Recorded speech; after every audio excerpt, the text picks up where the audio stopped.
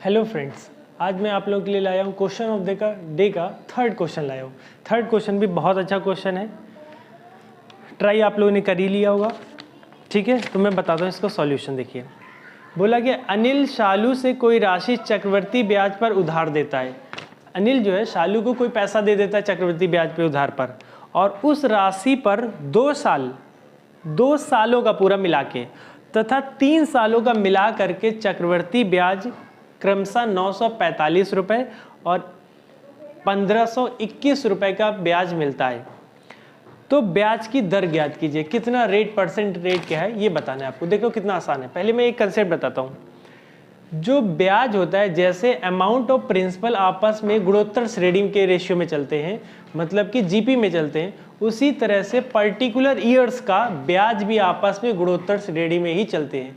गुणोत्तर श्रेणी का मतलब जीपी का मतलब जीपी में चलते हैं। इसका मतलब कि अगर जो रेशियो अमाउंट का प्रिंसिपल का अमाउंट से पहले साल में होगा, वही रेशियो दूसरे साल का अमाउंट और तीसरे साल के अमाउंट में होगा, वही रेशियो तीसरे से चौथे में होगा।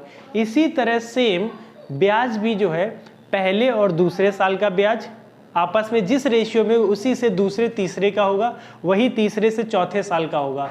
पर्टिकुलर ईयर्स का जो ब्याज होगा वो आपस में गुणोत्तर श्रेणी मतलब जीपी में होगा। जैसे एग्जांपल से समझिए। इससे पहले जैसे मैं कि रेट 10% है, कितनी है ब्याज की दर, कितनी है 10%। इसका मतलब है 1/10, 10 रुपए पर एक ब्याज। तो अमाउंट और प्रिंसिपल का अनुपात कितना रहेगा, 10 रुपए लगाओगे तो एक साल बाद 11 रुपए पाओगे। फिर अगले साल के लिए अमाउंट ये 1 है तो अमाउंट 2 अगले साल के लिए, तो ये 10 रुपए अगर अमाउंट हुआ तो 10 से 11। थर्ड के लिए अमाउंट प्रिंसिपल का रेशियो, अगर अब 10 प्रिंसिपल है तो 11, इस रेशियो में चलता है। यही जीपी होती है। अगर तुमने लगाया तो ये पहले साल दूसरे साल का 10-11 है, तो दूसरे साल तीसरे साल का 10-11 होगा, तीसरे से चौथे साल का ये प्रिंसिपल बन जाता है, क्योंकि ब्याज जुड़ जाता है। तो जो पैसा आया वो प्रिंसिपल बन गया, अगले साल जो ब्याज आएगा, जो आएगा अमाउंट, वो अमाउंट बन जाएगा।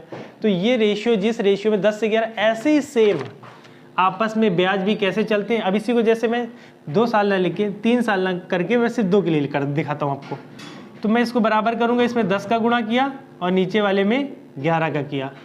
अब देखना, अगर 100 रुपये अमाउंट तुमने जमा किया तो एक साल बाद कितना मिलेगा तुम्हें, 121 रुपये, 110 रुपये कितना मिलेगा, 110 रुपये मिलेगा। अगले साल कितना मिलेगा, 121 रुपये। ये ब्याज के यहाँ से अनुपात 10-11 चल रहा है, इनका भी 10-11 चल रहा है। तो पहले साल का प्रिंसिपल अमाउंट का रेशियो 10-11 है, अब ब्याज का भी रेशियो 10-11 ही रहेगा। देखिए ना, 100 रुपये मैंने जमा किया और एक साल में मुझे ब्याज कितना मिला, 10 रुपये मिला 10 रुपये। अगले साल मुझे कितना मिला, 11 रुपये। देखो 10-11 का अनुपात आ रहा है कि नहीं आ रहा है। यही मैं बताना चाहता हूँ। जो प्रिंसिपल, ये प्रिंसिपल है, तो जो अमाउंट का रेशियो होगा, फिर इनका भी जो रेशियो होगा पर्टिकुलर ईयर्स का, एक साल का ब्याज और दूसरे साल का ब्याज का अनुपात भी वही होगा, दूसरे साल और तीसरे साल का ब्याज का अनुपात भी वही होगा। बस यही कंसेप्ट का इस्तेमाल होना है इस क्वेश्चन में। आप समझना जरा। 2 सालों का अगर मुझे रेट पता नहीं तो मैं मान लेता हूँ x से y हो गया। क्या मान लिया, x से y। मैंने प्रिंसिपल जमा की, पहले साल मैंने जमा किया होगा, पहले साल जो मुझे ब्याज मिला इंटरेस्ट, पहले साल का इंटरेस्ट और दूसरे साल का इंटरेस्ट जो होगा, इसमें जो अनुपात होगा x से y है, यही x से y दूसरे साल और तीसरे साल के बीच में अनुपात होगा कि नहीं होगा। ये समझ में आ रहा है, आ रहा होगा, बिल्कुल यही कंसेप्ट है। x से y तो फिर x से y अगले साल के लिए वही रेशियो बनेगा। तो यहाँ से फिर बराबर करते हैं। तो पहले साल अगर ब्याज x² मिला, इसमें x का गुणा होगा और इसमें नीचे वाले y में, क्योंकि ब्याज तो दूसरे साल सेम मिला होगा तो सेम बना लिया।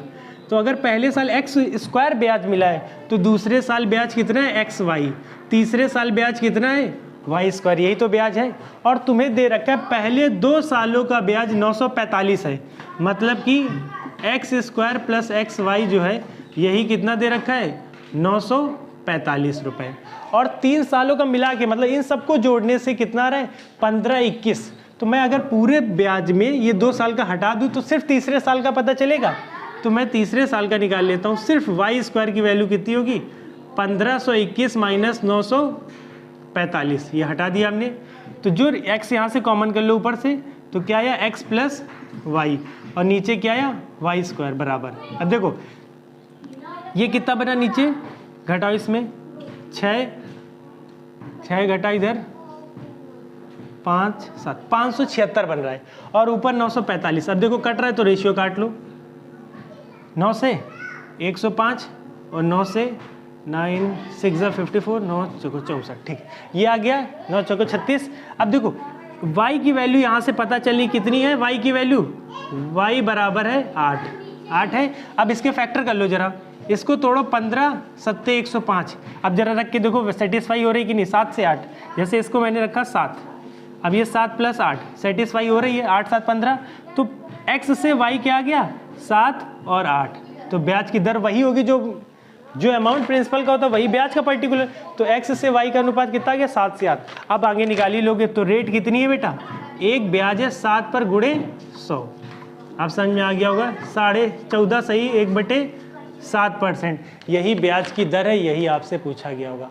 अब आप लोग समझ गए होंगे, समझ गए, मैंने बहुत अच्छे से कोशिश करी है, मेहनत है, समझ में आप समझा पाया होगा। अगर समझ गए हो तो वीडियो को लाइक करें, सब्सक्राइब करें और शेयर करें ज़रूर। Thank you for watching my videos.